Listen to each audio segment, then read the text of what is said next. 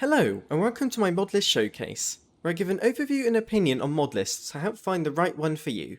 This time, we're looking at the Serenity Modlist by Sansa and Esvis, released for Skyrim Special Edition. The version I've been playing on is the 2.6 version, released on the 2nd of February 2022. You can check on the Serenity Discord linked below for any changes and updates. Firstly, what is Serenity?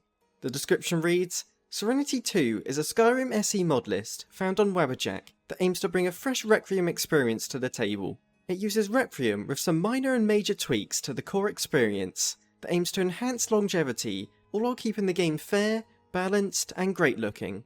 Serenity is targeted at new and veteran Requiem players, and can offer new experiences to both sides of the player base.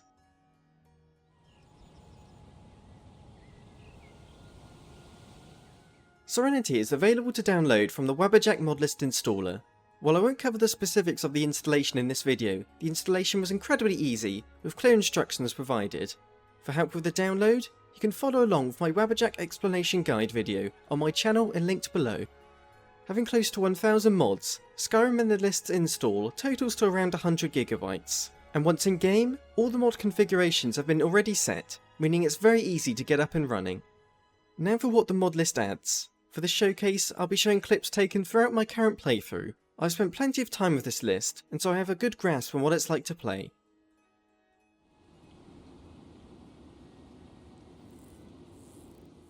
Serenity is a great looking list that improves upon the game's original designs, instead of completely changing up the feel and tone. Some of the key texture mods include Noble Skyrim, Septentrional Landscapes, and High Poly Project, which all bring Skyrim to life with a good blend of new textures and the original Skyrim look. A bunch of new tree and grass improvements have been made, with mods like Enhanced Vanilla Trees and Cathedral 3D Pine Grass, which make forests much more dense and varied, leaning to the overgrown look that I'm personally a fan of. As for the weather, Cathedral Weathers is used to provide natural looking skies, as well as some add-on tweaks to improve the look of rain and add more variety to the sky, such as rainbows and shooting stars. As for lighting, the mods Enhance Lighting for ENB and Enhanced Lights in FX each provide a more natural looking landscape and darken up interiors in a way that makes sense for the light sources provided. By default, Serenity comes with Rudy ENB, which is always an old reliable, although the guide does explain how to switch out the ENB for another if you so wish, and how to turn it off to save performance. And as for the performance, this list strikes a good balance between one of the best looking mod lists, while not going too overboard and tanking the FPS. I managed to hold a constant 60 FPS in the vast majority of locations, and while I know my PC is very high end, I play on 1440p ultra wide, which is usually a big hit to performance in Skyrim.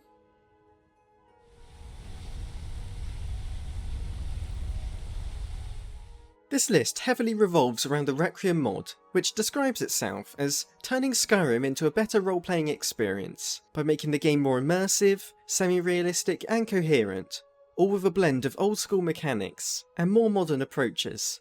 This mod is big enough to have its own video, but to summarise some of the features, a huge amount of perks have been tweaked and added to offer more playstyle variety and just make them more interesting in general.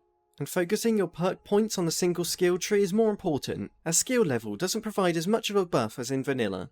By default, stamina and magicka regeneration rates are halved, and health no longer regenerates at all. However, a number of regeneration options are available through new spells, perks, enchantments, and so on.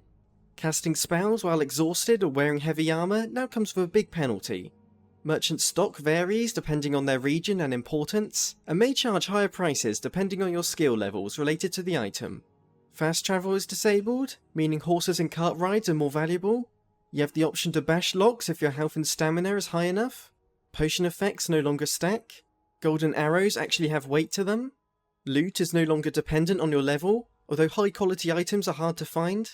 And finally, crafting and enchanting gear requires more perks to actually make anything useful, and handbooks need to be read on how to craft certain materials. But to counter the new difficulty, someone who becomes an expert crafter will be able to make some incredibly powerful gear.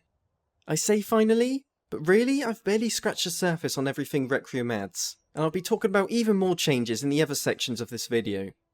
Plus other modifications have been added to further improve Requiem, such as immersive racial traits and immersive divine blessings, which simply provide more build options for your character. As for other notable gameplay changes, The mod experience makes it so you primarily gain XP from completing quests and killing monsters, rather than levelling up through your skills. Also with the mod static skill levelling up provides you with more points you can spend on skills. So for example, you can choose to level up lockpicking to level 30, then spend actual skill points on the perks it offers. Trade and barter varies the price of bartering based on location, race, and so on.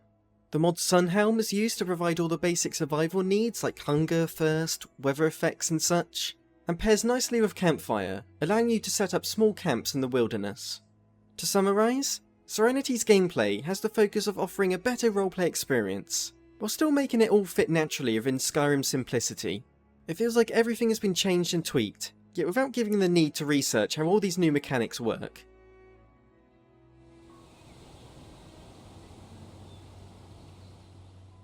Serenity continues to focus on the Requiem experience, with the mod providing the core of all the combat tweaks, as well as some additions to improve upon it. I recommend looking at the Requiem's mod page if you want to see all the changes, but to summarise some of the most important, the world is now de-leveled, which means all the creatures and NPCs have their own level that isn't affected by your own. So if you go into a dangerous looking area, you'll likely find a creature that can just kill you instantly. But on the flip side, if you enter a shoddy looking bandit camp well prepared, you'll likely wipe them out with relative ease. Although overall, enemies are just more difficult in general. They'll be more aggressive with their attacks, and have their own unique traits, abilities, and much more. And with the improved AI, sneaking is a lot more difficult, but as a trade-off, sneak attacks are incredibly deadly.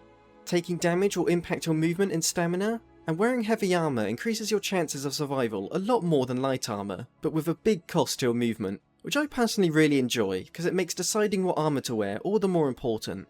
Then with the Requiem Nox Crab's Tweaks mod, weapons typically deal more damage for you and your enemies, plus you can now toggle weapon enchantments on and off. All this, bundled with new weapons and combat perks, makes combat much more interesting than vanilla, and offers up a huge range of playstyles.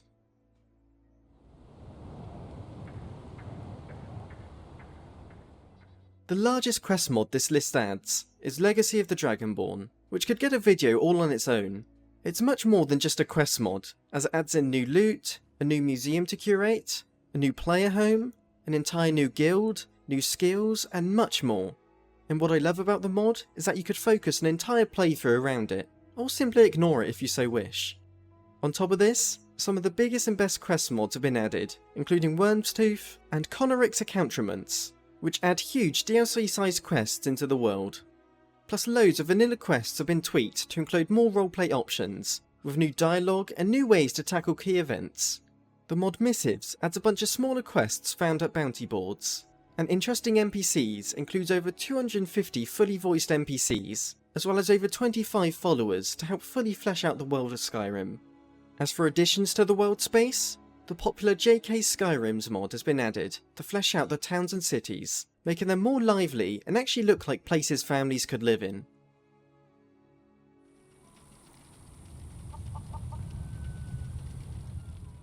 A number of music mods have been added, which all include new tracks that fit well with the vanilla ones. Though of course music is always subjective, so it might be best for you to give them a listen on their mod pages. Also, almost every piece of audio in the game has been changed or improved upon, with the key mods being Audio Overhaul for Skyrim and Immersive Sounds. Have a listen for yourself.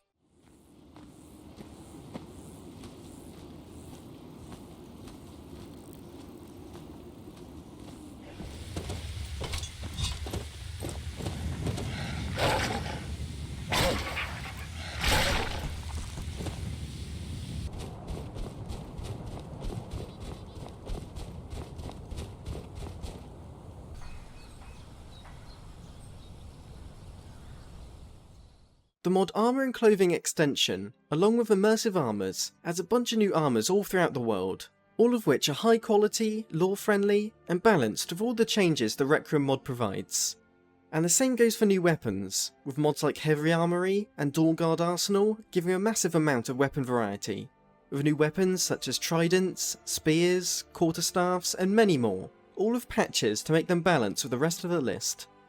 When it comes to new spells, the Requiem Expanded Grimoire add-on has implemented hundreds of new and balanced spells, as well as tweaked many of the existing ones. Also, as of making this video, The Forgotten Magic Redone mod is planned to be added in soon, which adds in a few unique spells that level up as your character grows.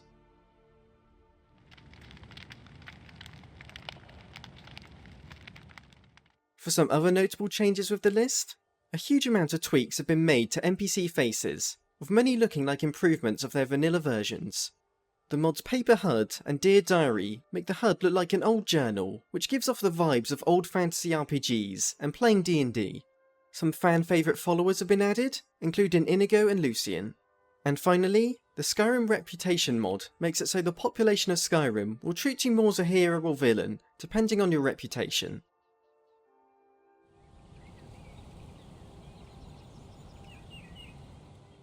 Now for some additions and changes to the list, but first I must stress, any changes you make to the list has nothing to do with the Modlist author. You should only do so if you have an understanding of modding, and accept that any consequences are yours to deal with. Now, the mods I usually suggest downloading are actually already included as optional add-ons. It comes with a number of ultra-wide fixes to switch on, and optional improvements to gamepad integration. Also the mod Quick Loot is there to turn on for yourself, which I personally can't play without. Plus it's worth noting that the Relics of Hyrule mod has official support for this list, which adds in a huge amount of Zelda-inspired content and quests. As for any other mods you may want to add, the key part is making sure the mod is compatible with Requiem. There's a bunch of potential conflicts new mods could cause, so always check if new patches are required with it.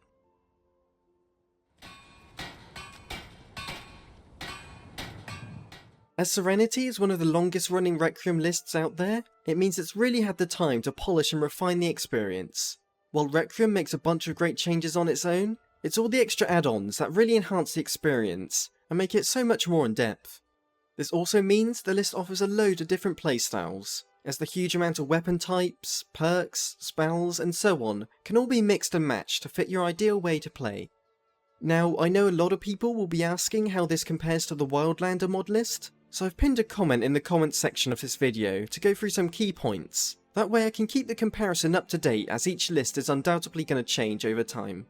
But to summarise Serenity, this list makes Skyrim a more dangerous and formidable place, with more in-depth combat and light survival mechanics. But given all the playstyle variety, you now have a bunch of new satisfying and creative methods of overcoming the challenges. And to top it off, the list offers new content that enhances roleplay and provides hundreds of hours worth of new quests and areas to explore. Thank you for watching! If you enjoyed the video, I'd really appreciate it if you gave it a like, as it helps the channel grow. I also have a Twitch where I'll sometimes stream games I've never played before, and a Discord if you want to talk about mod stuff or anything else. Other than that, big thank you to my Patreon supporters, Jacob Amino, Amber Reed, Studio Senshi, Sparkadom, Positron Flux, Legit Rob95, Blue Buddy, Jack Ma, Michael Eric, and Christian Hell. As much as I love making these videos, they take up so much of my time, and so the extra boost you guys give me really helps, so thank you a bunch.